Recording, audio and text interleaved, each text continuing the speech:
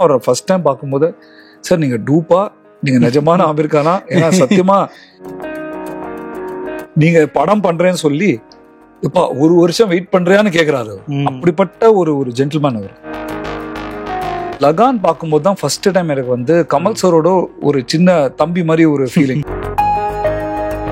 எனக்கு ரொம்ப ஆசை சார் இந்த மாதிரி நல்ல படம் பண்ணணும்னு. ஸோ நீங்க வந்து பண்ணலன்னு சொல்றாங்க, அப்படி இருக்கிற பட்சத்துல நான் பண்றேன் சார், இல்லைன்னா நான் இதை கேட்கவே மாட்டேன் சொல்லி அவ்வளோ ஸ்வீட்டா ஃபில்டரே இல்லாம ஆனஸ்டா சொல்லுவாரா, மூஞ்சிங்கனே சொல்லுவாரு எனக்கு வேலையே செய்யல சார் இதெல்லாம் சொல்லாதீங்க, சஜஷன் ரொம்ப கேவலமா இருக்கும் பாரு, எனக்கு ரொம்ப பிடிச்சிருக்கு அப்படிம்பாரு. ஸ்கூல்ல வந்து ஒரு அழகான ஒரு பொண்ணு சிரிச்சுட்டே இருக்கா, அப்படியே வளர்ந்து இப்ப காலேஜ்ல மீட் பண்றோம், அவங்களுக்கு குழந்தையும் பிறந்துருச்சு, அதே சிரிப்பு அதே அழகு. But now life is there, ஒரு விஸ்டம் இருக்கு. Best line in that movie is not written by me, is written by Crazy மோகன் சார். பாலு மகேந்திரா சார் எங்க எப்பவும் சொல்லுவாரு, ஒருத்தன் பேசிட்டு இருக்கான்னா அவனோட க்ளோஸ் அப் வைக்காதரா, அவன் பேசிட்டு இருக்கானு. ஒரு ஆண் ஆதிக்கம் சொசைட்டிக்கு அகேன்ஸ்டா இருக்கிற மக்கள்லாம் என்ன பிரைஸ் தான் பண்ணிருக்கோம். பரவாயில்லையே இவன் பொண்டாட்டி சம்பாதிக்கிறா, அதனால இவன் வந்து வீட்டு வேலையும் பண்றாங்கிறது வந்து என்ன பிரைஸ் தானே பண்ணிருக்கோம். பட் எனக்கு நிறைய behind the back I could hear that maybe அவங்க வீட்டுல அப்படி நடக்கலன்னு ஒரு ஃபீல் இருக்குமா என்னவோ. அவருக்கு வந்து நமக்கு என்ன வருதுன்னு தெரியறது வந்து ஒரு சர்டன் நாலேஜ். நமக்கு எது வரல, நம்ம எங்க ஃபெயில் ஆறோம், நம்ம அங்க ஃபோக்கஸ் பண்ணாது. கான்செப்டே வந்து நமக்கு சூப்பரா எடுத்துட்டோம்னா பட்ஜெட் கம்மியா இருந்தா கூட அந்த கான்செப்ட் நிக்கும். தெறிக்க விடும் காரம் நிறம் சுவையை தருகிறது. ஆச்சி மிளகாய் தூள் தெறிக்க விடும் காரம் நிறம் சுவை. விகடன் நேயர்களுக்கு வணக்கம். இன்னைக்கு நம்ம கூட இணைஞ்சிருக்கிற பிரபலம் யாரு அப்படின்னு பாத்தீங்கன்னா ஆமீர் கானின் இயக்குனர் அப்படின்னே சொல்லிடலாம். எஸ், ரீசன்ட் சென்சேஷனான சித்தாரே ஜமீன் பரோட இயக்குனர் RS பிரசன்னா தான் நம்ம கூட இணைஞ்சிருக்காரு. ஸோ இவர் தமிழ்ல ஆல்ரெடி கல்யாண சமையல் சாதம் அப்படிங்கிற ஒரு படத்தையும் பண்ணியிருந்தாரு, அதோட ஹிந்தி வெர்ஷனும் இவரே ரீமேக் பண்ணியிருந்தாரு. ஸோ அப்படியான ஒரு இயக்குனர் அமீர் கான் கூட இணைஞ்சு ஒரு மாபெரும் வெற்றி படத்தை கொடுத்திருக்காரு. அது முக்கியமான விஷயத்த பேசுறதாகவும் இருந்தது, நிச்சயமா பாராட்டத்தக்கது. ஸோ அவரை இப்ப சந்திக்க போறோம், அவர்கிட்ட நிறைய கேள்விகள் கேட்க போறோம். அமீர் கான் கூட ஒர்க் பண்ண எக்ஸ்பீரியன்ஸ்ல இருந்து அவரோட பிலிம் கேரியர்ல இருந்து பல விஷயங்கள் இப்ப நம்ம கேட்டு தெரிஞ்சுக்கலாம். வணக்கம் sir. Actually welcome back to Chennai தான் உங்களுக்கு சொல்லணும். ஏன்னா ரொம்ப நாள் கழிச்சு சென்னை வந்திருக்கீங்கன்னு நினைக்கிறேன். நீங்க சென்னை தமிழ்நாடோட இதையும் ரொம்ப ஃபிளேவரையும் மிஸ் பண்ணியிருப்பீங்க. பட் ஒரு முக்கியமான கேள்வியிலேருந்து இந்த இன்டர்வியூ ஆரம்பிக்கலாம் அப்படின்னு நினைக்கிறேன். சுப்பங்கள் சாவதானா இருக்கட்டும், இப்போ சித்தாரே ஜமீன் பரா இருக்கட்டும், ரெண்டுமே உங்களோட ஹிந்தி படங்கள் தொடர்ந்து வந்து ஹிட் ஆயிருக்கு. அண்ட் இதில் சர்ப்ரைஸ் பேக்கேஜ் என்னன்னா ஆமீர் கானை டைரக்ட் பண்ணியிருக்கீங்க. ஸோ இந்த மொமெண்ட் எப்படி இருக்கு? ரெண்டு படங்களும் கமர்ஷியலாக ஹிட் ஆயிருக்கு அண்ட் ஒரு பெரிய ஸ்டாரோட நீங்க கோஆர்டினேட் பண்ணியிருக்கீங்க. ஸோ அந்த அனுபவம் எப்படி இருந்துச்சு சார்? ரொம்பவே ஹாப்பியா இருக்கு ஸ்ரீனிவாஸ். ஸோ பிளெஸ்ட்னு சொல்லுவோம்ல, இது வந்து ஒரு பெரிய ஒரு பிளெஸிங் தான். நான் வந்து ஆமீர் சாரை ஃபர்ஸ்ட் மீட் பண்ணி பாம்பேல பேசும்போது கூட நான் என்ன சொன்னேன், சார் சில கனவு வந்து நம்ம கனவு கூட பாக்குறதுக்கு நமக்கு தைரியம் இருக்காது, அது அவுட் ஆஃப் சிலபஸா இருக்கும் கனவுலயே. அந்த மாதிரி ஒரு கனவு சார் இது.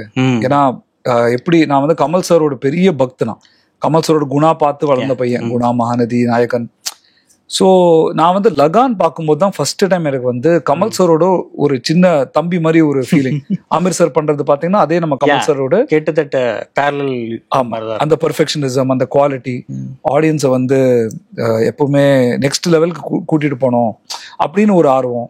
அண்ட் நம்ம நல்ல படம் பண்ணா கண்டிப்பா நம்மள ஆடியன்ஸ் சப்போர்ட் பண்ணுவாங்க அப்படின்னு ஒரு அதே ஃபீல், ஒரு இன்னசென்ஸ், ஒரு ஐடியலிசம், இதெல்லாம் இருக்கக்கூடிய ஆள் வந்து ஆமீர் சார். ஸோ அவர்கிட்ட நான் போய் முதல் தடவை அவரோட சத்தியமா அவரை ஃபர்ஸ்ட் டைம் பார்க்கும்போது சார் நீங்க டூப்பா நீங்க நிஜமான ஆமீர் கானா, ஏன்னா சத்தியமா 4-5 ஹவர் பேசியிருக்கோம், நீங்க கீழே உட்காந்து என்னோட இட்லி சாப்பிடுறீங்க, ஒரு மாதிரி நார்மலா பேசுறீங்க, நீங்க ஆமீர் கானா இல்ல ஆமீர் சார் டூப்பா பின்னாடில இருந்து யாரோ வர போறான்னு தான் நினைச்சேன். லெஜிட் டவுட் தான். ஏன்னா அவர் இருக்கிற வீடும் பாத்தீங்கன்னா அவரோட ஒரு சின்ன பையனா இருக்கும்போது போதை இருக்கிற வீட்ல இன்னும் இருக்காரு. ஓ, ஓகே ஓகே. ஸோ கிட்டத்தட்ட இப்ப நீங்க ஆமீர் சார் நான் பிரசன்னா நான் பேசிட்டு இருந்தேன்னா பின்னாடி வந்து ஒரு விண்டோல வந்து ஆப்போசிட் சைட்ல பால்கனில வந்து ஒரு அம்மா வந்து துணி உணர்த்து போட்டுருங்க. ஓகே.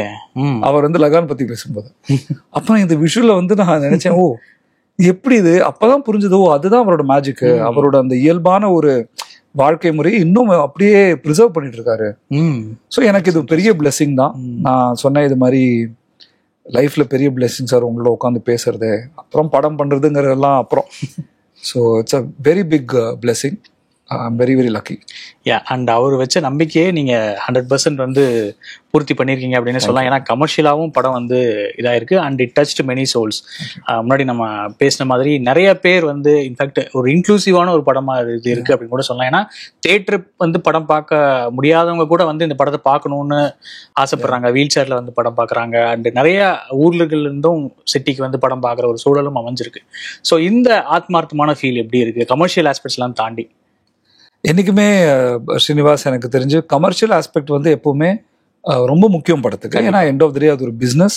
நம்மளை நம்பி ஒருத்தர் காசு போடுறான்னா அவர் வந்து அந்த நம்பிக்கை நம்ம துரோகம் பண்ணக்கூடாது.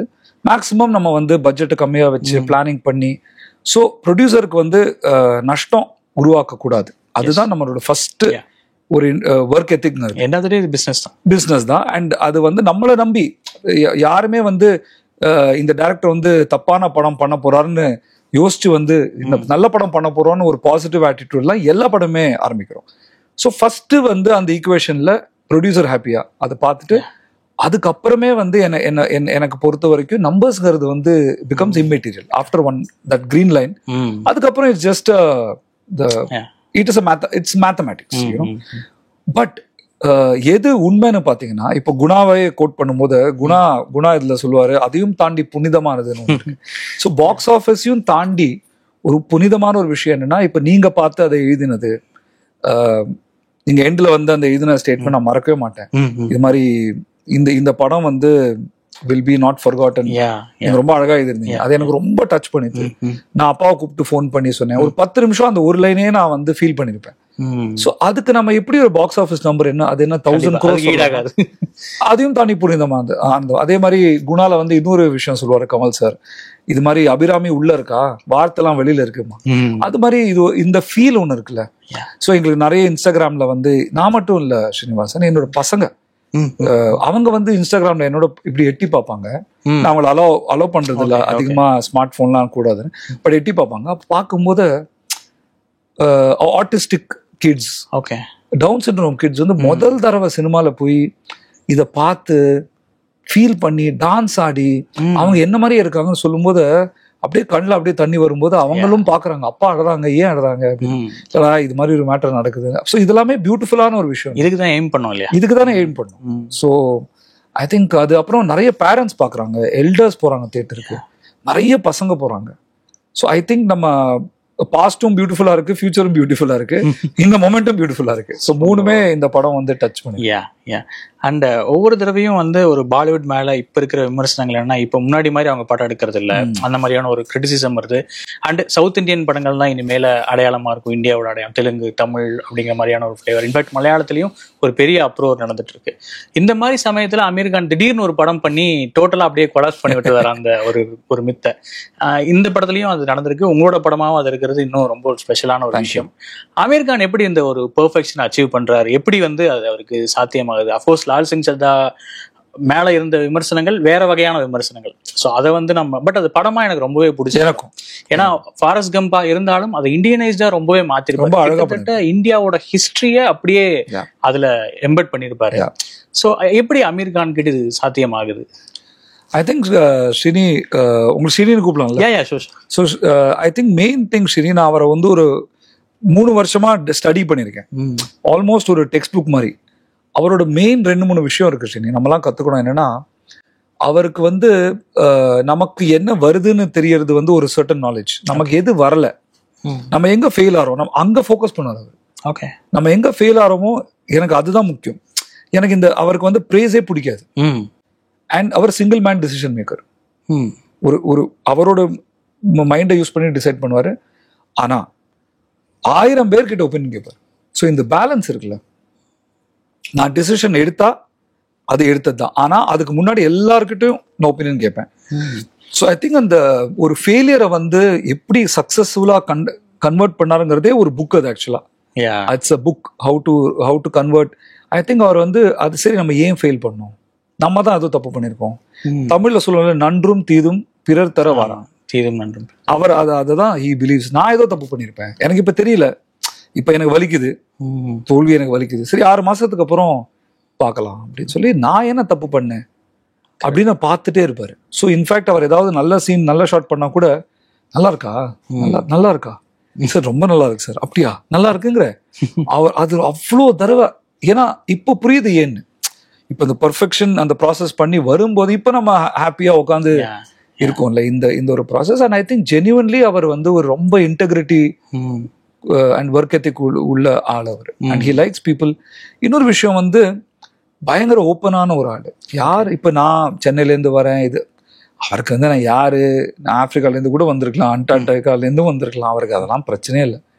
நீ எங்க வர, நீ எங்க போக பாக்குற, correct, what are you going to achieve, what you want to achieve, உனக்கு அந்த ஃபயர் இருக்கா, உனக்கு அந்த பேஷன் இருக்கா, அதுதான் அவருக்கு முக்கியம். நீ ஆனஸ்டா வேலை செய்ய ரெடியா இருக்கியா. மற்றபடி அவர் வந்து நீ ஆண் பெண் இல்லைனா நீ வந்து சவுத்து நார்த்து, அவர் ஒரு இன்க்ளூசிவான பர்சன். அதுதான் எனக்கு வந்து ரொம்ப பிடிச்சிருக்கு அவர்கிட்ட. கரெக்ட். ஆக்சுவலாக தங்கல் டைம்ல கூட அந்த ஒரு இன்டர்வியூல சொல்லியிருப்பாரு, அதாவது அந்த உடம்பை ஏற்றி இறக்கணுங்கிற மாதிரி ஒரு ஃபிளாஷ்பேக் போர்ஷனுக்காக சின்னதா வந்து உடம்பை கம்மி பண்ணிட்டு வரணும். அதை நீங்க இப்படி இருக்கிறனால ஃபர்ஸ்ட் அதை எடுத்துட்டு அப்புறம் நீங்க குண்டா இல்லை, அப்போ ப்ரொமோஷன் டைம்ல நான் குண்டா இருப்பேன், அதனால ஃபர்ஸ்ட் குண்டா இருக்கிற போர்ஷன் எடுத்துட்டு அதுக்கப்புறம் நீங்க இதை பண்ணுங்க அப்படிங்கிற மாதிரிலாம் சொல்லியிருப்பாரு. அந்த கான்ஃபிடன்ஸ் வந்து ஒரு ஆக்டருக்கு ரொம்ப முக்கியம், ரொம்பவே முக்கியம். இன்னொரு விஷயம் ஸ்ரீனி, ஆக்டர்னு சொல்லும்போது ஐ திங்க் ஃபர்ஸ்ட் அவர் வந்து ஆடியன்ஸ், ஓகே, அதுக்கப்புறம் அவர் ஃபில்ம் மேக்கர், ஓகே, அப்புறம் தான் அவர் ஆக்டர். அண்ட் அவர் எப்படிப்பட்ட ஆக்டர்னா, நிறைய ஆக்டர்ஸ் வந்து சார்கிட்டேருந்து அதை கற்றுக்கலாம், நிறைய டேரக்டர்ஸும் கற்றுக்கலாம். என்னன்னா, எனக்கு ஒரு ஆக்டரா இந்த சீன்ல என்ன இருக்குன்னு பார்க்கவே மாட்டார். இந்த சீனுக்கு என்ன தேவை, he is a giver, he is not a taker. எனக்கு என்ன இதுலன்னு பார்க்கவே மாட்டார். இந்த சீனுக்கு என்ன தேவை, இந்த சீன்ல நான் இப்படி உட்காரணுமா, சைடுல இவர் தான் பேசணுமா, ஓகே அவர் பேசட்டும், நான் இப்படி உட்காந்து கேட்டிருப்பேன். சிம்பிள். அவர் இந்த சீன்ல நான் வந்து அழணுமா அழறேன், இந்த சீன்ல ஒண்ணுமே பண்ணாம சைட்ல நிக்கணுமா, அவுட் ஆஃப் ஃபோக்கஸா நிக்கணுமா, நிக்கிறேன். ஃபார் எக்ஸாம்பிள், நாங்க ஒரு கோர்ட் ரூம் சீன்ல வந்து இவர் பேசும்போது சிரிப்பாங்க எல்லாரும். ஆமா. ஸோ சும்மா ஒரு அது படத்துல வரல, ஒரு தனியா ஒரு ரியாக்ஷனும் எடுத்து வச்சிருந்தோம் அவர் திரும்பி பாக்குற மாதிரி. ஸோ அந்த ரியாக்ஷன் வந்து, சார் நீங்க உட்காருங்க சார், உங்களோட போர்ஷன் ஓவர், நீங்க உங்க கவுண்டர் தான், ஸோ நாங்க எடுத்துக்கிறோம் சொல்லி ஏடியை வச்சு நான் எடுத்தேன். அந்த லாஃப்டர்ல வைல்ட் ட்ராக் பண்றதுக்கு, அந்த வைல்ட் ட்ராக் பண்ணுவோம்ல சவுண்டுக்கு, ஆமா, உட்காந்து என்னோட சும்மா ஜாலியா பேசிட்டு இருக்காரு மானிட்டர்ல. ஆனா டிஸ்டர்ப் ஆயிட்டே இருக்காரு. அவர் பார்த்துட்டு பாக்குறாரு. நான் சொன்னேன் ஒன் மோர் பாக்குறாரு. கொஞ்சம் டேரக்டருக்கு இன்னும் சாட்டிஸ்பாக்சன் ஆகல, அது கொஞ்சம் வேற மாதிரி இருக்கு. பிரசனா நான் பண்ணிடுறேனே, அது வராது, நான் பண்ண ஒரு எனர்ஜி அது வராது. அவங்க மேபி அந்த ஏடி சொல் பேச்சு கேட்க மாட்டாங்க. நான் பண்ணிடுறேனே, விட ப்ளீஸ் சார், வேணாம் சார், எனக்கு ரொம்ப அதெல்லாம் விடு பிரசனா. அப்புறம் சொல்லி அவர் போய் 3-4 நிமிஷம் ஃபுல் சீனை பண்ணாரு. With correct pause. ஏன்னா லைவ் சவுண்ட். ஸோ ஒரு டயலாக் சொல்லணும், ஒரு கேப் இருக்கணும், அப்புறம் அவங்க சிரிக்கணும். அண்ட் இந்த நீங்க வந்து 3 இயர்ஸா கிட்டத்தட்ட அமீர் கானை ஸ்டடி பண்ணிட்டு இருக்கீங்கன்னு சொன்னீங்க. ஸோ லால் சிங் சத்தா நடந்தப்போ, படம் ரிலீஸ் ஆனப்போ ஒரு பெரிய ஹேட் கேம்பெயின் வந்து ட்ரிகர் ஆச்சு. அதுக்கான காரணங்கள் அரசியல் ரீதியா சில விமர்சனங்கள், அந்த மாதிரியான. அப்போ அவருக்கு ஒரு மைண்ட் செட் இருந்திருக்கும், ஏன்னா கண்டிப்பா லால் சிங் சத்தா எனக்கு ரொம்பவே பிடிச்ச படம், அதுக்கான ரிசல்ட் அவர் எதிர்பார்த்த ரிசல்ட்டும் வரலங்கிறதுல ஒரு மாதிரி ஃபீல் ஆயிருக்கலாம். அப்போ இந்த சாம்பியன்ஸுங்கிற அந்த ஒரிஜினல் வெர்ஷன் அவர்கிட்ட வருது. ஸோ இந்த ப்ராசஸ்க்குள்ள நீங்க எப்போ உள்ள வந்தீங்க? ஏன்னா அது ஒரு பெரிய ஒரு சுயசரிதை மாதிரி, அது ஒரு அந்த மைண்ட் செட்ல இருந்து அவர் எப்படி வெளியே வந்தாரு, அதுக்கு உங்களோட அது ஒரு பயங்கரமான ஒரு ஜேர்னி. இன்ஃபேக்ட் அவர் சொல்லுவாரு, இந்த மேக்கிங் ஆஃப் சொல்லுவோம்ல, பிஹைண்ட் தி சீன், அதுவே ஒரு பெரிய படம்டா அப்படிம்பாரு. ஆக்சுவலா நான் வந்து இவரை ஃபர்ஸ்ட் இந்த ப்ராஜெக்ட் எடுத்துட்டு போனது வந்து 2020, 5 years பிஃபோர். அப்பதான் இந்த சாம்பியன்ஸ் படம் எனக்கு ஆஃபர், அதுக்கு ஒரு 6 மாசம் முன்னாடி எனக்கு ஆஃபர் பண்ணாங்க. எனக்கு ரொம்ப பிடிச்சது அந்த Spanish original champions film. Hollywood படம் அப்ப வரல, இங்கிலீஷ் படம் வரல. அண்ட் இங்கிலீஷ் படத்துல நிறைய மாத்தி ஒரு மாதிரி கிளைமேக்ஸ் மாத்தி எல்லாமே மாத்திட்டாங்க. அதை நான் பார்க்கவும் இல்லை. அது ஆரம்பிச்சோடனே வேணாம் விட்டுரு அப்படின்னு. ஏன்னா அந்த ஒரிஜினல் ஸ்பானிஷ் ஃபிலிம் வந்து ரொம்ப பியூட்டிஃபுல்லான ஒரு படம். ஸோ அதை பார்த்து நான் மை மறந்து போயிட்டேன். ஏன்னா சுப்மங்கல் முடிச்சுட்டு எனக்கு ஒரு பயம் வந்துருச்சு. சரி, நம்ம பெரிய படம் இங்க பண்ணிட்டோம், நல்ல எல்லா ப்ரொடியூசரும் ready to meet. Akshay Kumar sir கூப்பிட்டாரு படம் பண்ணலான்னு. ஆமிர் சாரோட சைட்ல இருந்து அழைப்பு வந்தது ஒரு வருஷத்துக்கு அப்புறம். நான் பயந்துட்டேன், இதெல்லாம் இருக்கு, சரி இது நம்ம வந்து கோட்டை விடக்கூடாது, இது நம்ம வந்து தப்பான படம் பண்ணி இதெல்லாம் போயிடுமோ அப்படின்னு. சரி நம்ம டைம் எடுத்து, ஸோ நான் சென்னை வந்தேன் திருப்பி. 2-3 வருஷம் இங்க இருந்து ஃபேமிலியோட இருந்தேன். ஸோ அந்த டைம்ல வந்து அஃப்கோர்ஸ் ஒரு நல்ல கதை, நான் சில கதை எழுதுவேன், எனக்கே பிடிக்காது. அப்புறம் திவ்யநிதி சர்மான்னு ஒரு ரைட்டரை மீட் பண்ணேன். அவரை மீட் பண்ணும்போது என்னோட ஒரு ட்வின் பிரதர் மாதிரியே எனக்கு ஒரு ஃபீல் இருந்தது. நம்ம தாட்ஸ் சிமிலரா இருக்கு. அவர் எழுதுற பியூட்டிஃபுல், அவர் தான் ரைட்டர், ஒரு டயலாகும் சூப்பரா, அவரோட ஸ்கிரிப்ட் எல்லாமே பிடிச்சிருந்தது. அவரும் வந்து ஒரு 10 வருஷமா ஒரு மாதிரி யாரோடும் செட் ஆகாம, அவர் TV writer. Okay number 1 show in India அனுபமாங்கிற ஷோ அவர் தான் ரைட்டர். ஓகே பட் சம்ஹவ் பாலிவுட்ல அவருக்கு அந்த கரெக்டான ஒரு பார்ட்னர்ஷிப் கிடைக்கல. ஸோ அவரும் தேடிட்டு இருந்தாரு. நானும் வாட் யூ சீக் சீக்கிங் யூன்னு ரூமி சொல்ற மாதிரி மேபி வி மெட். ஸோ நாங்க பேச ஆரம்பிச்சோம். அதுல அந்த ஒரு காதல்லே ஒரு 2 வருஷம் அதுல போயிடுது. அதுல வந்து சில ஸ்கிரிப்ட் வந்து ரெடி பண்ணோம். அப்போ இந்த சாம்பியன்ஸ் வரும்போது ஸ்கிரிப்ட் ஹீரோ ப்ரொடியூசர் 3மே லாக் ஆனாதான் ஒரு படம் உருவாகும். ஏன்னா நான் டைரக்டர். ஸோ எனக்கு இப்போ ரைட்டரும் இருக்காரு. ஸோ இந்த சாம்பியன்ஸ் பார்க்கும்போது எனக்கு அது கிளிக் ஆச்சு. அப்போ பார்த்தோன்னா அவருக்கு அமிச்சு அவருக்கும் பிடிச்சிருந்தது. நான் சொன்னேன், இது நம்ம அடுத்த படம் என்னோட செகண்ட் ஃபிலிம் கிடைச்சிடுச்சு. அண்ட் இது யாருக்கிட்ட எடுத்துட்டு போகலன்னா ஆமிர் சார் மட்டும்தான் இதை பண்ண முடியும். As an actor, as a producer எல்லாமே. ஏன்னா இதை புரிஞ்சு இதுக்கு ப்ரொடியூஸ் பண்ணி இதை அப்படி நிறுத்தணும். மார்க்கெட்டிங்லேருந்து இன்னைக்கு எல்லாம் பண்ணது வந்து அப்போ ஒரு ஃபிளாஷாக போச்சு. இதெல்லாம் அவர் பண்ணுவார். அதே மாதிரி ரொம்ப கஷ்டமான ரோல் இது to execute as an actor also. Plus அவரோட ஃபேனாக நான் பார்க்கும்போது எனக்கு எல்லாருக்குமே ஆமிர் சாரோட ஒரு படம் பண்ணணும்னு ஒரு இருக்கும். ஸோ ஆமிர் சாருக்கு ஈக்குவலான ஒரு ஸ்கிரிப்டாக இருக்கும் இது. அண்ட் ப்ளஸ் அவருக்கு டிஃப்ரெண்ட்டாக இருக்கும். ஒரு காமெடி, அவர் வந்து ரூடான ஒரு ஆளு, அதிகமா வந்து மெனக்கட வேணாம், ஒரு வெயிட் போட வேணாம். பட் அப்போ வந்து உங்களுக்கு தாரே ஜமீன் பர்லாம் மைண்ட்ல இல்ல? ஒண்ணுமே இல்ல. ஓகே, மைண்ட்ல இருந்தது வந்து எப்படி தாரே ஜமீன் பர் பண்ணாரோ அந்த மாதிரி ஒரு தாட் தான் இருந்தது, தவிர சீக்குவலா பண்ணணும்னு இல்லை. ஸோ அவர்கிட்ட இந்த படத்தை பார்த்தாரு. படம் பார்த்து ரொம்ப பிடிச்சது. என்னை கூப்பிட்டாரு, பேசினாரு. இந்த படம் பண்ணலாம் பிரச்சனை. நான் சொன்னேன், சார் என் ரைட்டர் திவ்யநிதி சர்மா, ஏதாவது இன்புட் இருக்கான்னு கேட்டேன். இப்ப நிறைய சாரை பத்தி கேட்பாங்க, அவர் இன்புட் கொடுப்பாரா? அவர் ஒண்ணுமே சொல்ல. பிரசனா, உங்களுக்கு யாரு ரைட்டரோ அவங்க தான் ரைட்டர். நீங்க ஃபுல் என்ன வேணாலும் எழுதிக்கீங்க, ஐ ட்ரஸ்ட் யூ. அது முடிச்சுட்டு எனக்கு ஏதாவது தாட்ஸ் இருந்தால் நம்ம டிஸ்கஸ் பண்ணலாம். அப்புறம் நம்ம ஒரு டீமா ஒர்க் பண்ணலாம் பிரசனா. பட் ஃபர்ஸ்ட் உங்க இன்ஸ்டிங்க்டை நீங்க லூஸ் பண்ணாதுங்க. நான் பேசி அதை கெடுக்க விரும்பலன்னு சொன்னார். உங்களுக்கு ஒரு இன்ஸ்டிங்க்டிவா ஒரு எனர்ஜி இருக்கும், அதை நான் கெடுக்க விரும்ப மாட்டேன். நீங்க ஃபுல்லா ஃப்ரீடமா போங்க, அப்புறம் எனக்கு காமிங்க. எனக்கு தாட்ஸ் இருந்தா சொல்லுறேன், இல்லை சூப்பரா இருந்தா அப்படியே. ஸோ எனக்கு ரொம்ப பிடிச்சது இந்த ஒரு ஃப்ரீடம். ஸோ திவ்ய எழுத சொன்னேன். அவர் வந்து ஒரு கட்டத்தில் எழுதி ஒரு ஃபர்ஸ்ட் டிராஃப்ட் எழுதி 95% அதே தான். கொஞ்சம் எண்டில் மட்டும் நான் அந்த இதை ஆட் பண்ணோம். அந்த எண்டில் இருந்த ஒரு கிளைமேக்ஸ்லாம் சேம் தான். பட் அவர் வந்து விட்டுட்டு போய் அவங்க திரும்பி வர மேட்டரும் அந்த படத்துல இருந்தது. பட் அதை இன்னும் கொஞ்சம் டயலாகா வச்சு, ஒரு சிங்கிள் ஷாட்டா வச்சு, அப்புறம் இந்த ஃபைனல் சாங் வந்து அந்த சுபமங்கலம் சாங் நான் ஆட் பண்ணேன். இது மாதிரி சின்ன சின்ன ஒரு மானே தேனே பொன்மாலை எல்லாம் போட்டு. அதுல எனக்கு ரொம்ப பிடிச்ச விஷயமே என்னன்னா, அவர் ஃபுல்லா கம்ப்ளீட்டா சேஞ்ச் ஓவர் ஆயிருக்க மாட்டாரு. அவருக்கு இன்னும் அந்த அம்மாவோட அக்செப்ட் பண்ண முடியாத ஒரு மைண்ட் செட் இருக்கும். அது அந்த வெட்டிங்ல ரொம்பவே கிளியரா தெரியும். எது மாறினாலும் இது மாறாது. அது ரொம்ப ரியலிஸ்டிக்கான ஒரு டச்சை கொடுத்ததுன்னு நினைக்கிறேன் படத்துல. தேங்க்யூ. அதுதான் இன்ஃபேக்ட் சில பேர் சொன்னாங்க, அதை மட்டும் அதையும் மாறி இருக்கலாமா? இல்ல, அது அப்புறம் அது கொஞ்சம் சினிமா. திஸ் இஸ் கொஞ்சம் ரியாலிட்டியா இருக்கட்டும். நான் எதை வேணாலும் மன்னிப்பேன்டா, இதை மன்னிக்க மாட்டேங்கிற ஒரு ஸ்வீட்டான ஒரு கியூட் பிளஸ் ஆர்குமெண்ட் கண்டினியூஸ். ஆமா, அப்படின்னு ஒரு மேபி இந்த கதை கண்டினியூ ஆகுமான்னு ஒரு கேள்விக்குறி கூட இருக்கலாம். ஸோ அந்த டைம்ல அவரை மீட் பண்ணும்போது அப்போ லால் சிங் போயிட்டு இருந்துச்சு. ஓகே, திஸ் வாஸ் 2016 செப்டம்பர் 2020ல கதை ஃபுல் நரேஷன் கொடுத்தோம். இன்ஃபேக்ட் லால் சிங் கூட அவர் ரொம்ப வெயிட் பண்ணி பண்ணாருன்னு நினைக்கிறேன். கரீனா கபூருக்காக நிறைய வெயிட் பண்ணாரு. அதுல கோவிட் வந்துச்சு, ஆல்ரெடி ஹி வாஸ்.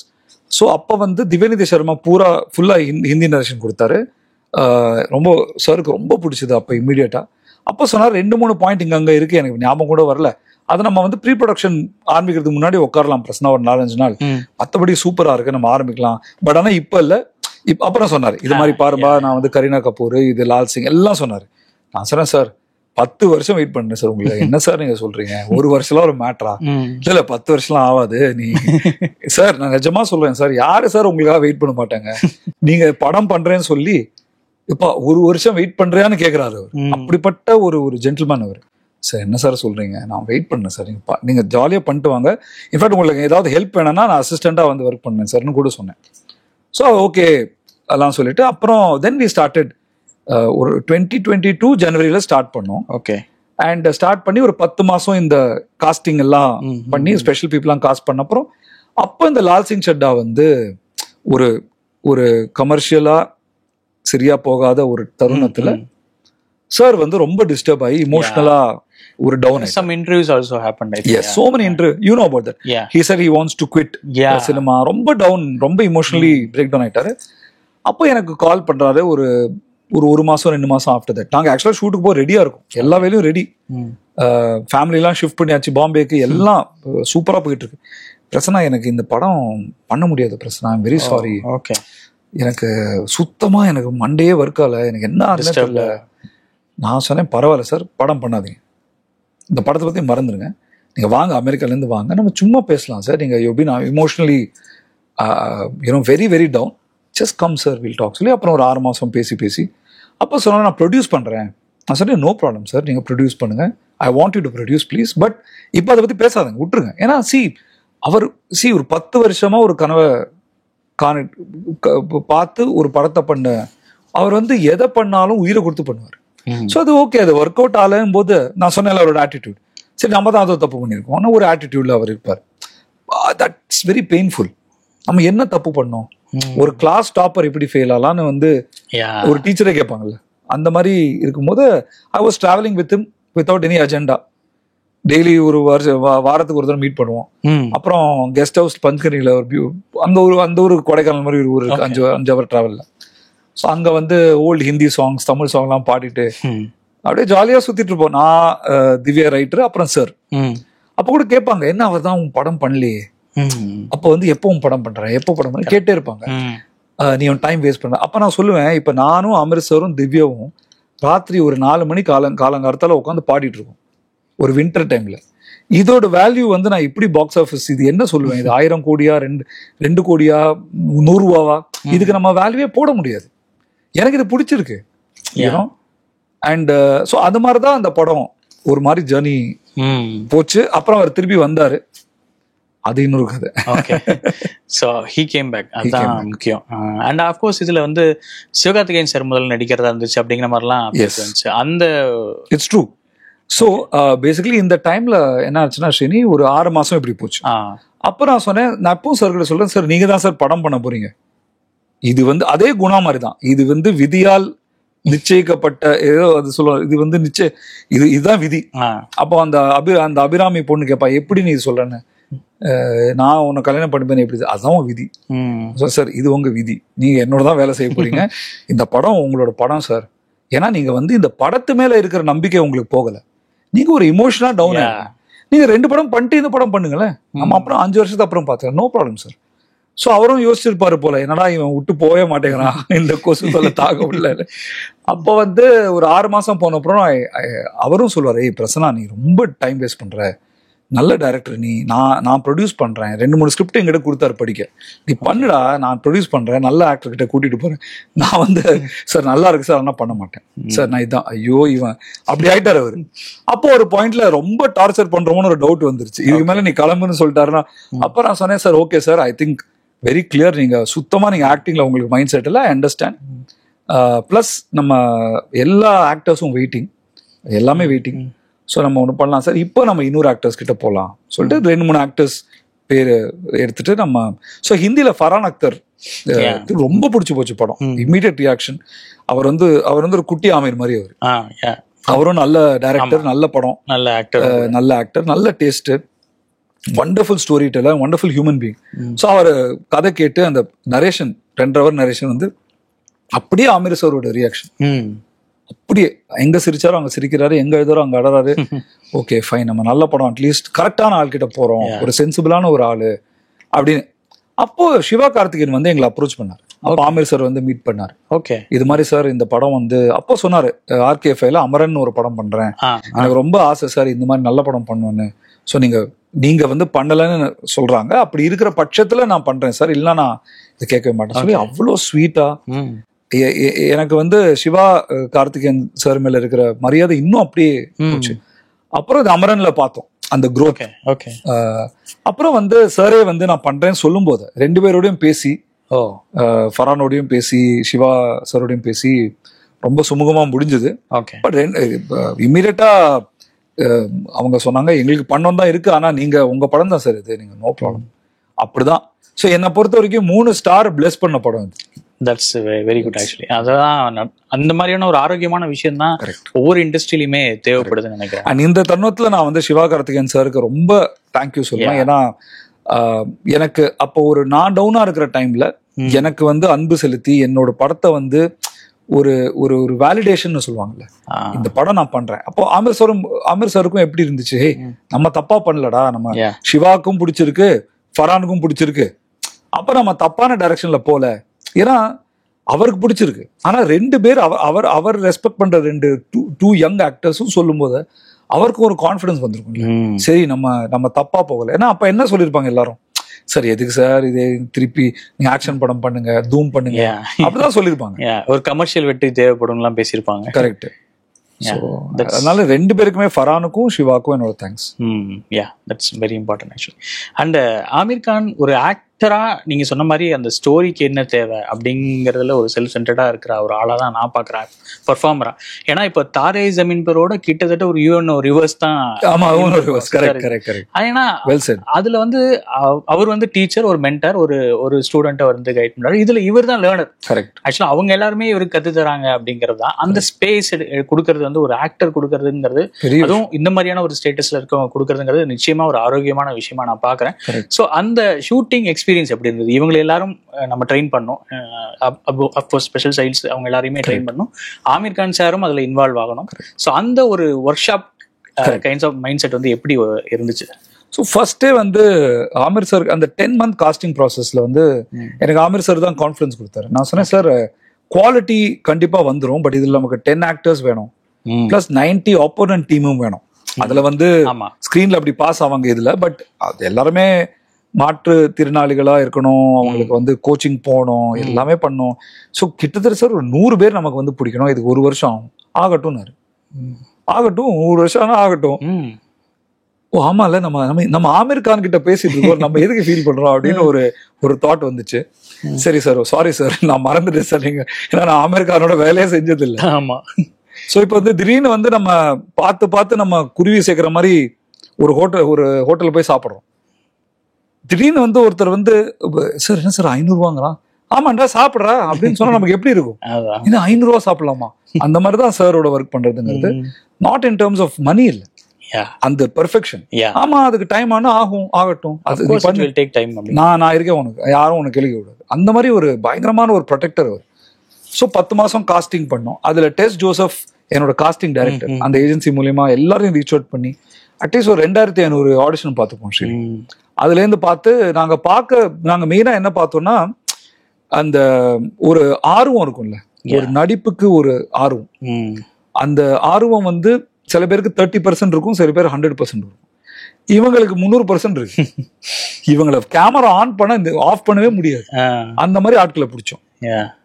நடிச்சு கொடுத்த காசுக்கு மேல நடிப்பாங்கல்ல, அவங்க பிறந்ததே பிறவி நடிகர்கள். அப்படி ஒரு ஜாய் அவங்களுக்கு. கேமரா ஆன் பண்ணிட்டோம்னா அவ்வளவுதான், டே போருண்டா, மத்தவங்களுக்கு சான்ஸ் கொடுறான்னு சொல்ல வேண்டியிருக்கும். அப்படிப்பட்ட super passionate people. So plus பர்சனாலிட்டியும் பார்த்தோம். அவங்க பர்சனாலிட்டி, ஒரு கான்ஃபிடன்ஸ் அவங்களுக்கு ஒரு இது இருக்கு. பட் அதுல நான் ஒரு இன்ட்ரெஸ்டிங்கான ஒரு சேடான விஷயம் என்னன்னா, இந்த 2500 பீப்புள் நான் பார்க்கும்போது இந்த 10 பேரை செலக்ட் பண்ணுவோம்ல, அப்ப அந்த மத்தவங்க எப்படி இருக்காங்கன்னு பார்க்கும்போது எனக்கு ரொம்பவே கில்ட்டியா இருந்தது. ஓ ஸோ இவ்வளோ இருக்கா நம்ம கண்ட்ரில நிறைய இது எஜுகேட்டர்ஸும் இருக்காங்க, நிறைய பேரும் இருக்காங்க, பட் இன்னமும் ரீச் ஆகணும். சோ கண்டிப்பா இந்த படம் பண்ணோம்னா ஒரு சப்போர்ட் வரும். எல்லா பேரண்ட்ஸும் நம்மளுக்கு சப்போர்ட் பண்ணுவாங்க. எல்லாரும் என்ன சொன்னாங்கன்னா, எனக்கு ஒரு 2 வயசுலயே எனக்கு நான் அவேர்னஸ் இருந்தா நான் இதை மறைச்சிருக்க மாட்டேன். 15 வருஷத்துல நான் போய் கூட்டிட்டு போனேன். ஏன்னா எனக்கு ஒரு ஷேமு, நீ ஒன்னாலதான் இந்த குழந்தை இப்படி நடந்துச்சு இப்படிலாம் சொன்னாங்க. எனக்கு ரொம்ப ரிக்ரெட். அப்ப நினைச்சேன், அப்ப அவங்க என்ன வாழ்த்துனாங்க நிறைய பேர். ஈவன் செலக்ட் ஆகாத சொன்னா, அதெல்லாம் ஒண்ணும் இல்ல தம்பி, நீ படம் பண்ணு, இது எங்க படம். இது லிட்டரலி அவங்களோட இது ஹிந்தியில சொல்லியிருப்பாங்க, அவ்வளவுதான். பட் ஃபீல் இதுதான், this is our film, you make the film, you have our blessing. In fact நிறைய விஷயங்கள் ஐ ஓப்பனிங்கா இருந்துச்சு. அவங்க ரொம்ப செல்ஃப் ரெஸ்பெக்டா ஒரு லைஃப் லீட் பண்றாங்க.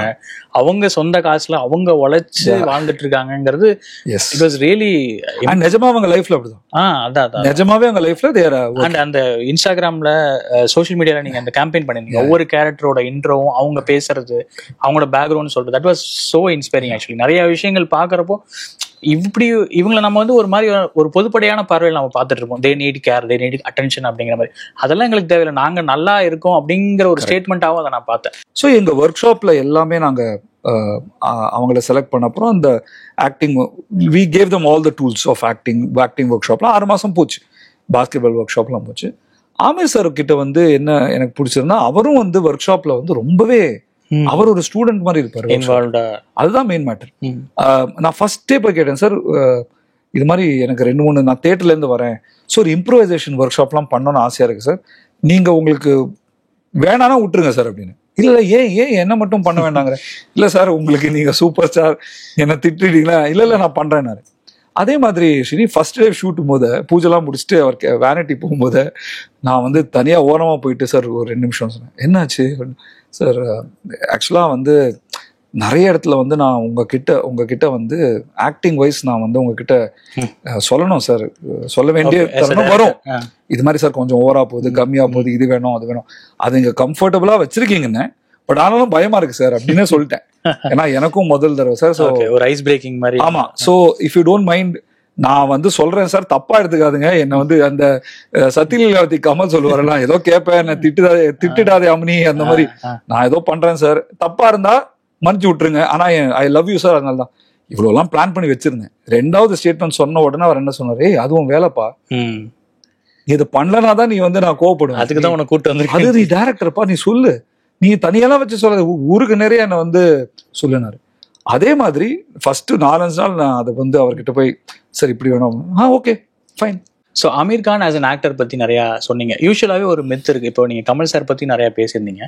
கமல் சார் படம் இல்லை அமீர் சார் படம் அப்படின்னாலே டைரக்டருக்கு பெருசாக ஒர்க் இருக்காதுங்கிற ஒரு மித்து வந்து பொதுப்படையாகவே பேசுவாங்க. அதாவது சினிமா ஃபீல்டு தாண்டி காமன் ஆடியன்ஸுக்கும் அது ஒரு மைண்ட் செட் இருக்குது.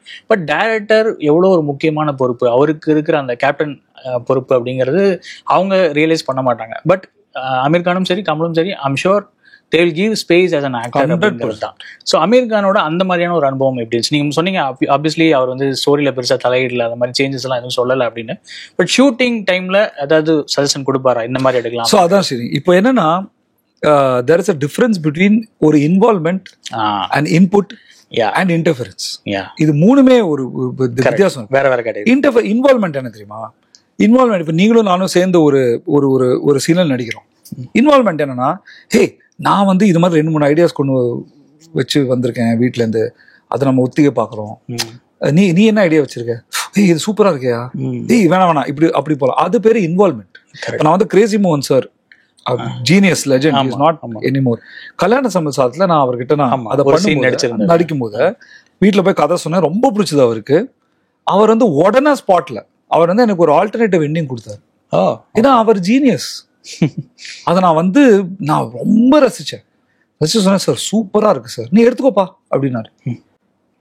ஒரு தடவை கிரெடிட் கேட்கல, ஒண்ணுமே கேட்கல. நான் சொன்னேன், சார் இது சூப்பரா இருக்கு, ஆனா சார் நீங்க தப்பா எடுத்துக்காதுங்க, அது என்னோட படத்தோடு அந்த டோன் வந்து டிஃப்ரெண்டா இருக்கு சார், இது வந்து ரொம்ப நல்லா இருக்கு, பட் அந்த டோன் வந்து மாறுது, என்னோட ஒரிஜினல் கிளைமேக்ஸ்ல வந்து கொஞ்சம் சட்டிலா போறோம் சார், இது வந்து சட்டில் இல்லைன்னு சொல்லல, இது வந்து ரொம்ப நல்லா இருக்கு, பட் இது வந்து ஒரு பஞ்சதந்திரம் படத்துல ஒரு ஜோன், ஒரு ஹேங் ஓவர் ஜோன்ல இது பக்காவா ஒரு 6 இருக்கும் சார். என்னோட படம் வந்து ஒரு சின்ன ஒரு it's a very soft film sir, it's not that this thing, so if you don't mind I will not take it னு சொல்லும்போது, ஓகேப்பா நீ சொல்றது அப்சல்யூட்லி கரெக்ட்னாரு. அப்ப அது நீங்க இன்டர்ஃபியரன்ஸ் சொல்லுவீங்களா, இன்வால்வ்மெண்ட் சொல்லுவீங்களா, அது அவரோட ஜெனராசிட்டி சொல்லுவீங்களா? கரெக்ட். அதே மாதிரி அவர் வந்து ஷூட் பண்ணும்போது கூட அந்த சீன்ல வந்து ஒரு 10 பாயிண்ட் ஜோக், செட்டப் பே ஆஃப்னு 10 பாயிண்ட் எடுத்துட்டு வந்து எங்கிட்ட சொன்னார். எது வேணுமோ எடுத்துக்கினார். அதுல எடுத்துட்ட ஒரு விஷயம் தான், என்னப்பா உனக்கு என்ன பிரச்சனை தெரியுமா, நீ ஒரு சின்ன விஷயத்த பெருசு பண்ண பாக்குற அப்படிமா. அப்ப பிரச்சனை அதான் சார் முடியல அப்படிமா. எதுமா இல்ல சார் விடுங்க சார், எவ்வளவு பெரிய விஷயம் அது அவர்கிட்ட தான் வந்தது. நான் எல்லா பேட்டிலையும் சொல்லிருக்கேன், best line in that movie is not written by me, is written by Crazy மோகன் சார். ஸோ அது வந்து இன்வால்வ்மெண்ட். இன்னொரு விஷயம் ஸ்ரீனி, டிஸ்கஷன் வந்து எவ்வளவு வேணாலும் பண்ணலாம். எனக்கு இப்படி இருக்கு, நம்ம எந்த இன்டென்ஷனோட பண்றோங்கிறதா மேட்டர். படத்தை பெட்டர் பண்றோமா இல்லைன்னா எனக்கு. ஸோ இன்டர்ஃபியரன்ஸ்ங்கிறது வந்து இது வந்து சீன் நல்லா போயிட்டு இருக்கு, அதை கெடுத்து எனக்கு க்ளோஸ் அப் எங்கன்னு கேட்கறது இன்டர்ஃபியரன்ஸ். சீன் வந்து நரேஷன்ல சூப்பரா இருந்தது, இங்க என்ன இருக்கு, ஏன் இது தப்பா இருக்கு, அது பேர் இன்டர்ஃபியரன்ஸ் இல்ல, அது பேர் கைடன்ஸ். அதையும் அவர் பண்ணுவாரு. சீன் நல்லா போயிட்டு இருக்குன்னா அப்படியே சும்மா விட்டுருவாரு. ஏன்னா அவர் எனக்கு தெரிஞ்சு வந்து நம்ம ஊபர் டிரைவர் நான் சம்டைம் நான் யோசிப்பேன், எனக்கு வந்து ஒரு ஒரு ஒரு என்ன சொல், ஒரு மைண்ட் செட் பிடிக்கிறதுக்கு, ஸ்டார் ஆகட்டும், ஆக்டர் ஆகட்டும், எனிபடி, ப்ரொடியூசர் ஆகட்டும், end of the day as a director it is you're a driver who brings a car. They want to go A பாயிண்ட்லேருந்து பி பாயிண்ட் அவங்களுக்கு போகணும். நீ சொல்லிட்ட sir A to point A to B நான் கூட்டுவேன். நீங்கள் நல்லா டிரைவ் பண்ணிட்டு போனீங்கன்னா அவங்க ஏன் வந்து அவங்களுக்கு ஏன் ஜர்க் அடிக்க போகுது, அவன் ஜாலியாக போகிறாங்க. சப்போஸ் டங்கு டங்கு டங்கு இடிச்சுட்டு போனீங்கன்னா ஏன்பா உனக்கு டிரைவிங் தெரியுமான்னு கேட்பாங்க. So I have a feeling that இவங்க வந்து 40 வருஷம் சினிமாவில் இருந்தது, 50 வருஷம் இருந்தனால அவங்களுக்கு தெரியும் எங்கே வந்து நம்ம கைடன்ஸ் பண்ணணும். அண்ட் என்றைக்குமே ஆமீர் சார் என்றைக்குமே தான் ஒரு ஆக்டராக நிற்கணும்னு வந்து சொல்லவே மாட்டார். ஏதாவது இன்புட் சொன்னாலும் it will be to remind, hey அப்போ நான் ஐதர் இட் பி சார் ஆமாம் சார் நானே மறந்துட்டேன்னு சொல்லுவேன், or thank you sir super sir அப்படி. இல்லைனா சார் இல்லை சார் இது நல்ல ஐடியா பட் இது ஒர்க் அவுட் ஆகாது சார், இந்த சீனில் இடிக்கும் அந்த சீனில் இடிக்கும் சார், ஆமாண்டா சரிடா ஓகே, சிம்பிள் மேட்டர் அவர்கிட்ட. ஸோ ஐ திங்க் அதுதான் மெயின் அவருக்கு. And more then any thing Kamal sir வந்து சிங்கிதம் ஸ்ரீனிவாச ராவ் சாருக்கு வந்து இப்போ ஒரு ஃபங்க்ஷன் அது யாரு பண்ணியிருக்காங்க, அதில் நீங்கள் பார்த்தீங்கன்னா அவ்வளோ அழகான ஒரு ஆக்டர் ப்ரொடியூசர் வித் டைரக்டர், அந்த ஒரு ரிலேஷன்ஷிப், அந்த ஒரு அன்பு, அந்த ஒரு மரியாதை which has for Singeetham Srinivasa Rao, அதுலயே நமக்கு தெரியும் இல்ல, அவ்வளவு கிரெடிட்ஸ் கொடுத்திருந்தாரு. இதெல்லாம் இவர் பண்ணாரு, இதெல்லாம் பண்ணாரு, நிறைய எக்ஸ்பிளைன். நான் பாலு மகேந்திரா சாரோட ஸ்டூடெண்ட். ஓகே, அவர் என்கிட்ட சொல்லியிருக்காரு, கமல் சாரை பத்தி எல்லாம் தப்பா சொல்றாங்க, அவனை உட்காருன்னா உட்கார போறாரு. நான் கமல் சாரை வந்து ஒரு பாலு மகேந்திரா சாரோட டாக்குமெண்ட்ரி நான் எடுத்தேன் என்னோட ஃபிலிம் ஸ்கூல் டைம்ல. லிட்டரலி ஸ்ரீனி என்கிட்ட எல்லாம் சொல்லி அனுப்பிச்சாங்க, இவர் வந்து டைரக்ட் பண்ணுவாரு. நான் யோசிப்பேன், அவருக்கு வேற, அவருக்கு நிறைய வேலை இருக்குப்பா, என் வேலையை ஏன் பண்ண போறாரு, சின்ன பையன் கிட்ட இல்லாம அவர் பவரை காமிப்பாரு. அவர் வந்தாரு, எங்க உட்காரணும்னாரு, டைரக்டர் யார்கிட்ட, யாரு சரி நான் சின்ன பையன், நீதான் டைரக்டர், ஓகே எங்கப்பா உட்காரணும்னாரு, சரிங்க அங்கதான் உட்காந்தாரு. இங்கிலீஷா தமிழா எதுல பேசணும்னாரு, சார் எது வேணாலும் பேசலாம், கரெக்டா சொல்லு சார் இங்கிலீஷ்னே, ஓகே இங்கிலீஷ் பேசலாமா, he submits to the director. So I think இவங்கெல்லாம் வந்து லெஜெண்ட்ஸ்.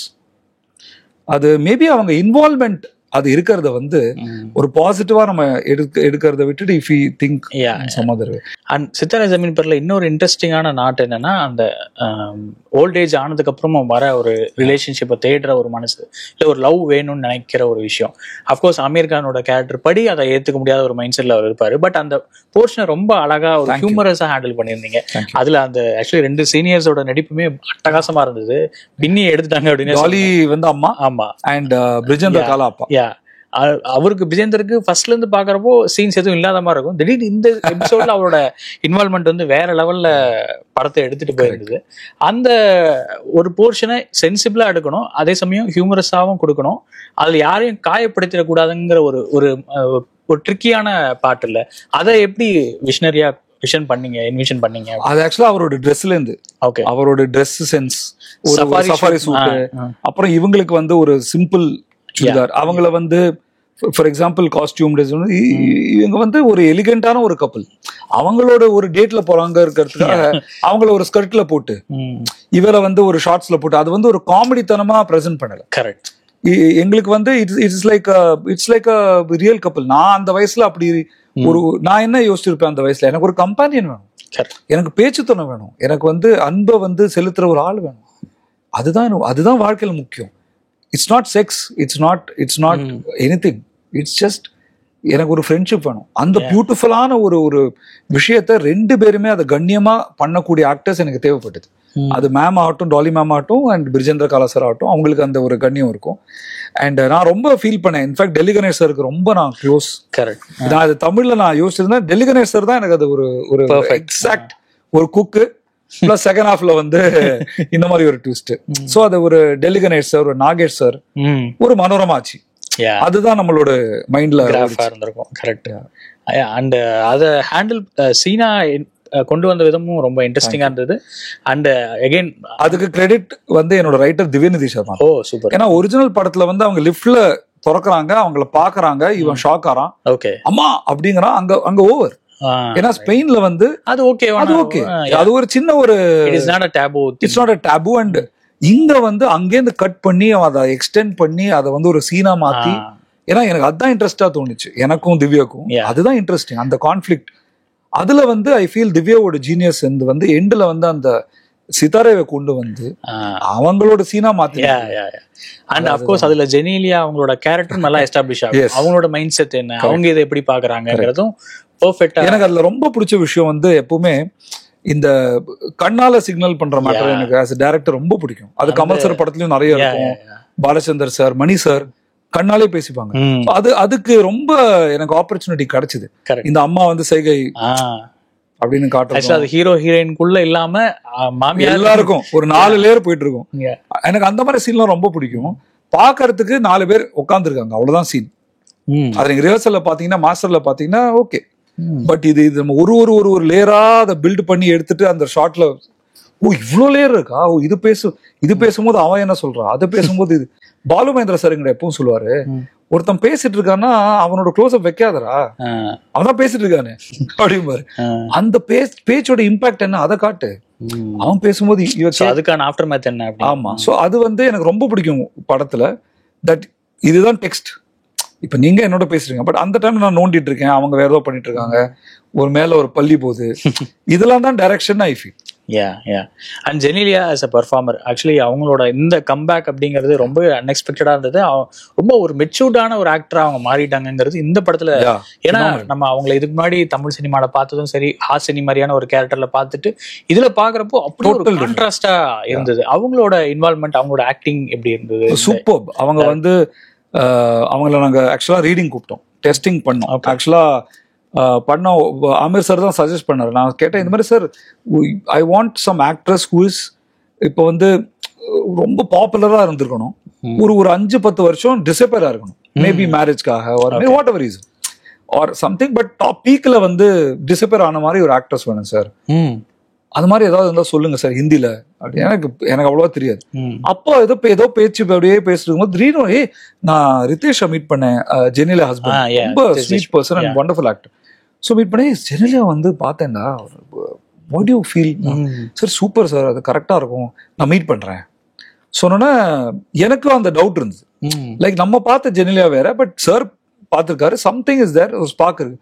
அவங்கள மீட் பண்ணோன்னா இவங்களா ஜெனிலியா, ஐயோ இது வந்து புது ஒரு விஸ்டம், ஒரு என்ன சொல்றது, ஒரு லைஃபோட ஒரு 10 years லைஃப் அப்படியே தெரியுது அவங்களோட முகத்துல. அட் த சேம் டைம் அதே சிரிப்பு, அதே சார்ம்.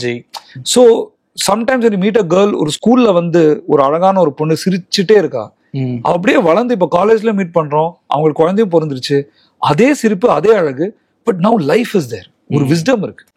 ஸோ நமக்கு ஒரு ரெஸ்பெக்டும் வருது. ஸோ அந்த கேரக்டர் தான் ஐ வாண்டட். தட் சுனிதாங்கிறவங்க வந்து ஒரு ஏஞ்சல், அவங்க பெர்ஃபெக்ஷன், அவங்க மேல ஒரு தப்பு இல்லை. ஆமா, இவன் தான் தப்பு பண்ணிட்டே இருக்கான். அப்போ அந்த மாதிரி ஒரு கான்ட்ராஸ்டான கேரக்டர்ல Genelia very natural actress. And உங்களோட 2 படங்களுமே கிட்டத்தட்ட ஒரு முற்போக்கான படங்கள்னு சொல்லலாம். அப்படி சொல்றது ஆக்சுவலா பிற்போக்கு தரும்னு நான் நினைக்கிறேன். ஏன்னா அதுவும் ஒரு முக்கியமான பேசப்பட வேண்டிய விஷயம் தான். அதை நம்ம நார்மலைஸ் பண்ணணுங்கிறது தான் என்னோட ஒப்பீனியனும். பட் ஸ்டில் இதுக்கு ஒரு டேக் கொடுக்கணும்னா அப்படி ஒரு டேக் கொடுக்கலாம். அதுவும் எரெக்டைல் டிஸ்ஃபங்க்ஷன் பத்தி அந்த டைம்ல ஒரு படம் எடுத்தது, அதுவும் தமிழ்ல எடுத்ததுங்கிறது நிச்சயமா ரொம்பவே பாராட்ட வேண்டிய ஒரு விஷயம். ஸோ அந்த மாதிரி ஒரு சப்ஜெக்டை எடுத்து ஃபர்ஸ்ட் படமா பண்ணணுங்கிற தாட் ப்ராசஸ் எப்படி வந்துச்சு சார்? அதுவும் எனக்கு அந்த மெல்லச்சிறுத்தாய் சாங்லாம் இன்னும் விஷுவல்ஸ் ஞாபகம் இருக்கு. அவ்வளோ ஒரு இந்த ஜென்னோட கனெக்ட் ஆகிற மாதிரி அந்த சோஷியல் மீடியா டேகிங் அந்த மாதிரியான விஷயங்கள்லாம் சேர்த்திருப்பீங்க. ஸோ அதுக்கு பின்னாடி அந்த தாட் ப்ராசஸ் பத்தி. எல்லாமே கன்ஸ்ட்ரெயின்ஸ் தான் ஸ்ரீனி. நமக்கு வந்து கையில ஒண்ணுமே இல்லை, how to get the attention of the பீப்புள்னு ஒன்று இருக்கு. ஸோ அந்த தாட்லேருந்து வந்ததான் we need something so unique that சினிமால பார்க்காத ஒரு விஷயமா இருக்கணும் ஐடியா லெவல். ஏன்னா ஐடியாவுக்கு வந்து காசு இல்லை, ஐடியாவுக்கு பட்ஜெட் தேவையில்லை, சயின்ஸ் ஃபிக்ஷன் மாதிரி போனாதான் அது ஐடியாங்கிறது. அந்த கான்செப்டே வந்து நமக்கு சூப்பரா எடுத்துட்டோம்னா பட்ஜெட் கம்மியா இருந்தா கூட அந்த கான்செப்ட் நிற்கும். ஸோ இப்போ வந்து ஃபார் எக்ஸாம்பிள் நம்ம வந்து பேசும் படம், அந்த கான்செப்டே வந்து அந்த படத்தை வந்து ஒரு பேச வச்சுது. கரெக்ட். ஸோ நம்ம ஃபர்ஸ்ட் டைம் படம் பண்ணும்போது இது வரைக்கும் பார்க்காத ஒரு விஷயமா இருக்கணும். ஓகே, அது ஒண்ணு. அந்த மெல்ல சிறுத்தாய் சாங் ஸ்கிரிப்ட்லயே நான் எழுதிருந்தேன். அந்த ஃபேஸ் அதுலயும் அதேதான், சம்திங் டிஃப்ரெண்ட். அதே மாதிரி தான் விஷுவலைஸ் பண்ணிருந்தோம், அப்படியே தான் எழுதிருந்தோம். அது இன்ஃபேக்ட் டோட்டலா 10,000 ரூபா தான் பட்ஜெட் இருந்திருக்கும், 5,000 10,000 அந்த ஷூட்டிங்க்கு. அப்புறம் one of my interns only did the full VFX of that this thing. Okay. So but I think அதுக்கப்புறம் யோசிக்கும் போது திங்கிங் எங்கேருந்து இந்த ஒரு தாட் வந்துச்சுன்னு பார்க்கும்போது ஐ திங்க் நான் வந்து அந்த 4-5 வருஷம் வந்து சினிமாக்கு ட்ரை பண்ணிட்டு இருக்கும்போது, ஸோ நான் வீட்டில் நிறைய நேரம் வீட்டில் இருப்பேன், கதை எழுதிட்டு இருப்பேன். பட் கார்பரேட் வீடியோ பண்ணுவேன், இது போட்டு அங்கே போயிட்டு வரேன். பட் எப்பவுமே ஒரு டேபு, ஒரு ஸ்டிக்மா இருக்கும். ஒரு மேல் வந்து வீட்டில் ஏன் உட்காந்துட்டு இருக்கான், அண்ட் ஆக்சுவலி நிறைய ஸ்டிக்மா வந்து ஃபீமேல்ஸ் கிட்ட இருந்தா வந்துச்சு. இவன் ஏன் சமைக்கிறான் பொண்டாட்டிக்காக? ஆக்சுவலா அவங்க வந்து ஒரு ஆண் ஆதிக்கம் சொசைட்டிக்கு அகேன்ஸ்டா இருக்கிற மக்கள்லாம் என்ன பிரைஸ் தான் பண்ணிருக்கணும். பரவாயில்லையே, இவன் பொண்டாட்டி சம்பாதிக்கிறா, அதனால இவன் வந்து வீட்டு வேலையும் பண்றாங்கிறது வந்து என்ன பிரைஸ் தானே பண்ணிருக்கணும். பட் எனக்கு நிறைய behind the back I could hear that maybe அவங்க வீட்டுல அப்படி நடக்கலன்னு ஒரு ஃபீல் இருக்குமா என்னவோ. பட் அவங்க தான் நிறைய பேசுவாங்க, ஆண்களும் வந்து ஒரு மாதிரி கிண்டலா பேசுவாங்க. அதெல்லாம் நான் ஃபீல் பண்ணல. அப்புறம் யோசிச்சேன், ஏன் நான் ஃபீல் பண்ணலன்னா, என்னோட ஒய்ஃப் என்னை வந்து அப்படி ஃபீல் பண்ண வைக்கல. So Meenakshi, my wife, she never made me feel as if I am important. In financial இம்பார்ட்டன்ஸ்னு ஒரு விஷயம் இருக்கு மேல்ஸ்க்கு. நீ சம்பாதிச்சாதான் நீ வந்து ஒரு ஆண். நீ சம்பாதிக்கலனா, நீ இது பிசினஸ்ல போற, ஸ்டார்ட் அப்ல போற, எல்லாம் நீ எதை ஆரம்பிச்சாலும் 5 வருஷம் you may not earn big money, but you are learning, அதை நீங்க பண்ணலன்னா நீங்க அந்த கிளீப்பே எடுக்க முடியாது. அப்புறம் காசு வந்தப்புறம் எல்லாரும் சொல்லலாம். ஸோ அப்போ அந்த என்னோட ஒய்ஃபோட சப்போர்ட், என்னோட பேரண்ட்ஸோட சப்போர்ட், மாமனாரோட சப்போர்ட், அப்பா அம்மாவோட சப்போர்ட் எப்பவுமே இருக்கு. அதுதான் கல்யாண சமையல் சார். நான் ஐ கன்வெர்டட் ஃபினான்ஷியலா இம்பார்ட்டன்ஸ் சொல்ற விஷயத்தை நான் செக்ஷுவல் இம்பார்ட்டன்ஸா மாத்திருக்கேனோன்னு இப்போ அப்புறம் தோணுச்சு. ஒரு ஹைண்ட்சைட்ல பிகாஸ் அந்த என்ன சொல்றது, அந்த பொண்ணோட அந்த ஒய்ஃபோட அந்த சப்போர்ட், அப்புறம் மாமனார் வந்து ஹெல்ப் பண்றது. ஏன்னா எங்க மாமனார்லாம் ஒன்றும் ஃபீலே பண்ண மாட்டார். நீ சந்தோஷமா இருக்க, அவ்வளவுதான், என்னைக்கோ ஒரு நாள் வரும். ஸோ இது வந்து ஒரு பிளெஸிங் இந்த ஃபேமிலி இருக்கிறது. ஸோ அதை வந்து maybe I had converted later on into a creatively interest for comedy. And அது ஹிந்தியில போகுது அப்படிங்கிறப்போ ஆயுஷ்மான் குரானா மாதிரி ஒரு ஆக்டர், எகைன் அவருமே இந்த மாதிரியான ஒரு பேரியர்ஸ் பிரேக் பண்ணணும்னு நினைக்கிற ஒரு ஆக்டர். ஸோ அவரோட ஒர்க் பண்ண அந்த ஃபீலுமே நல்லா இருந்திருக்கும் நினைக்கிறேன். தமிழ்ல இருந்து கொஞ்சம் அதுல அடாப்ட் ஆகிறப்போ கொஞ்சம் ஆப்வியஸ்லி பட்ஜெட் வைஸ் கொஞ்சம் இன்னும் ஒரு ஃப்ரீனஸ் கிடைச்சிருக்கும் உங்களுக்கு. ஸோ அந்த எக்ஸ்பீரியன்ஸ் எப்படி இருந்துச்சு, அந்த பாலிவுட் என்ட்ரி? ரொம்ப, நான் ஆனந்த் ராய் சார் என்னோட ப்ரொடியூசர், அவரும் ஒரு டைரக்டர். இன்ஃபேக்ட் இப்ப பார்க்கும்போது என்னோட எல்லா ப்ரொடியூசருமே ஒரு director. Arun Vaidyanathan director producer, Anand Rai director producer, Aamir sir director producer. So எனக்கு ஒரு கம்ஃபர்ட், என்னோட சப்ஜெக்ட் எல்லாமே இன்னொரு டைரக்டர் புரிஞ்சுப்பாங்க ஆட்டோமேட்டிக்கா. I think so. அண்ட் ஒரு ஆட்டோமேட்டிக்கா ஒரு எம்பத்தி வந்துரும். ஒரு எம்பத்தி, சரி பாவம் இவன் ஏதோ பண்ணிட்டு இருக்கான், நம்ம இவனை சப்போர்ட் பண்ணலாம்னு ஒரு எம்பத்தி. அண்ட் இன்னொரு விஷயம் வந்து ஒரு கம்யூனிகேஷன், நம்ம பேசாம ஒரு கம்யூனிகேஷன் இருக்கும்ல, அவங்களுக்கு புரியும், சரி இது எப்படி வரும், ஜட்மெண்ட் இருக்கும். ஸோ ஐ ரிமெம்பர் அவர் பட்ஜெட்டை பத்தி பேசும்போது இது மாதிரி ஒரு பட்ஜெட் இருக்குடா, பரவாயில்லையான்னு அவர் கேட்டாரு. சார் என்னோட படம் 1.5 கோடியில பண்ண படம் சார், நீங்க 1.5 கோடிக்கு அப்புறம் ஒரு 1 லட்சம் எக்ஸ்ட்ரா கொடுத்தாலே பெரிய விஷயம் எனக்கு. ஸோ நீங்க என்ன பட்ஜெட்டோ நீங்க பாத்துங்க சொல்லி ஆயுஷ்மானோட ரொம்ப happy experience, very good experience. அவர் விக்கெட் ஓனர் பண்ணியிருந்தாரு. ஆமா, விக்கெட் ஓனர் பண்ணியிருந்தாரு. ஸோ அவரை அப்படிதான் நான் கன்வின்ஸ் பண்ணேன். ஃபர்ஸ்ட் கதை சொல்லும் போதே அவர் பிடிச்சிருந்தது. சும்மா எண்ட்ல ஒண்ணு சொன்னேன், ஒரு பஞ்ச் தேவைப்படும் நினைச்சேன், அவரை கன்வின்ஸ் பண்ணேன். நான் சொன்னேன், ஏன்னா நம்ம மீட்டிங் அப்புறம் வீட்டுல போய் வேற ஏதாவது கன்வின்ஸ், இது எரெக்டைல் டிஸ்ஃபங்க்ஷன் அதை சொல்லி வேற மாதிரி. நான் சொன்னேன் இன்னொரு விஷயம், ஆயுஷ்மான் அவர் என்ன மச்சான் தான் கூப்பிடுவாரு, மச்சான் அப்படிங்கிறாரு. ஆமா, நான் சொன்னேன் இன்னொரு விஷயம் மச்சான், only wicket owner can play important man. அந்த கட்ஸ் அதுவுமே ஒரு அதேதான். சோ விக்கெட் ஓனரா பண்ணீங்க, இப்போ நீங்க வந்து அதுல வந்து நீங்க கிவர், அதுல வந்து நீங்க வந்து டோனர், இதுல ரிசீவர், நீங்க மட்டும்தான் உங்களுக்கு தான் கட்ஸ் இருக்கும். அப்படிதான் அவர் வந்து பண்ணாரு. அண்ட் இந்த படத்துக்கு அப்புறம் ஒரு இன்ட்ரெஸ்டிங்கான ஒரு டெவலப்மெண்ட் இருக்கு இல்லையா, அமீர் சார் தமிழ்ல டெபியூ ஆகுறாரு. லோகேஷ் கனகராஜ் டைரக்ஷன்ல கூலியில அனௌன்ஸ் பண்ணிட்டாங்க, அடுத்த ஒரு படமும் பண்றேங்கிற மாதிரிலாம் நியூஸ் வருது. அவருமே சொல்லியிருந்தாரு. ஸோ அவரு தமிழ் இண்டஸ்ட்ரி பத்தி ஒரு இன்ஸ்பயர் பண்ற ஒரு பாக்குற நல்ல விஷயமா ஏதாவது ஷேர் பண்ணிருக்காரு அவங்ககிட்ட? அவருக்கு எல்லாரும் மணிசரோடய ஐ திங்க் பல வருஷம் முன்னாடி ஒரு ப்ராஜெக்ட் டிஸ்கஸ் பண்ணிட்டு இருந்தாங்க. நானும் ஐ வாஸ் லுக்கிங் ஃபார்வர்ட். அது அப்புறம் என்னாச்சுன்னு தெரியல. I think Mani sir and Kamal sir, Aamir sir வந்து டிஸ்கசிங். அதே மாதிரி நிறைய முருகதாஸ் சார் பத்தி நிறைய கஜினி. ஸோ ரொம்ப அவருக்கு முருகதாஸ் சார் ரொம்ப பிடிக்கும். அவர் சொல்லுவாரு, ஃபில்டரே இல்லாம ஆனஸ்டா சொல்லுவாரா, மூஞ்சிக்கு தானே சொல்லுவாரு, எனக்கு வேலையே செய்யல சார், இதெல்லாம் சொல்லாதீங்க, சஜஷன் ரொம்ப கேவலமா இருக்கும் பாரு, எனக்கு ரொம்ப பிடிச்சிருக்கு அப்படிம்பாரு. அதே மாதிரி இளையராஜா சாங்ஸ், ரஹ்மான் சாங்ஸ் ரொம்ப கேட்பேன்லாம் சொல்லி அவருக்கு ரொம்பவே பிடிக்கும். ரஹ்மான் சார் நீங்க அந்த ஹம் பண்ணிட்டு இருந்தீங்கன்னு சொன்னீங்க இல்லையா, அதுல தமிழ் சாங் எதுவும் இருக்கா, அந்த மாதிரி எதுவும் அட்மையர் பண்ணி? நான் குணா பத்தி நிறைய பேசிருக்கேன். குணா பத்தி சார் கிட்ட பேசிருக்கேன்.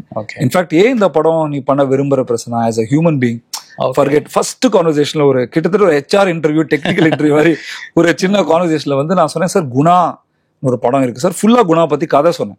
இந்த கதை நரேஷனை விட்டு அந்த கதை நரேஷன்ல ஆரம்பிச்சேன். ஏன்னா நம்ம அங்கே தானே வரோம்.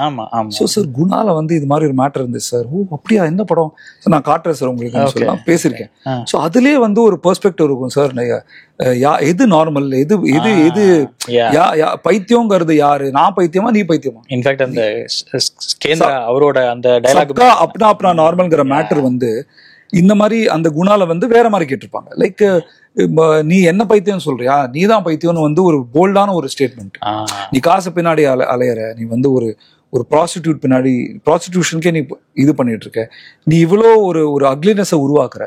அப்ப கேட்டா நீ நார்மல்ங்கிற, நீ அவன் நார்மல் சொல்ல அந்த படத்துல அவங்க வந்து பைத்தியம் இது சொல்றாங்க. But you are telling that I ஆம் மேட். அதுதான் அந்த படத்தோட ஒரு பியூட்டிஃபுல் ஒரு ஃபிளிப்.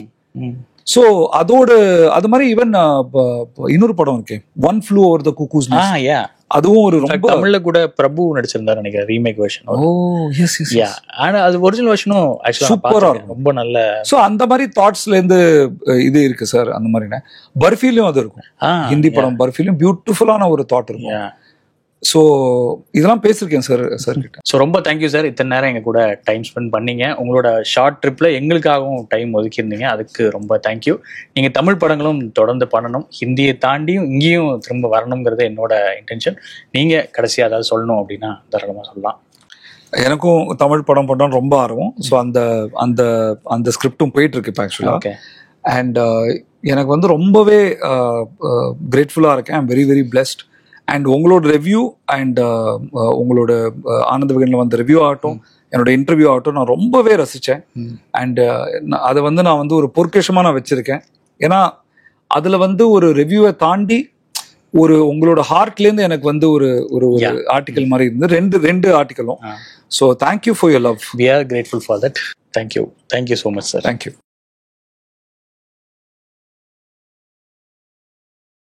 தெறிக்கவிடும் காரம் நிறம் சுவையை தருகிறது. ஆச்சி மிளகாய் தூள் தெறிக்கவிடும் காரம் நிறம் சுவை.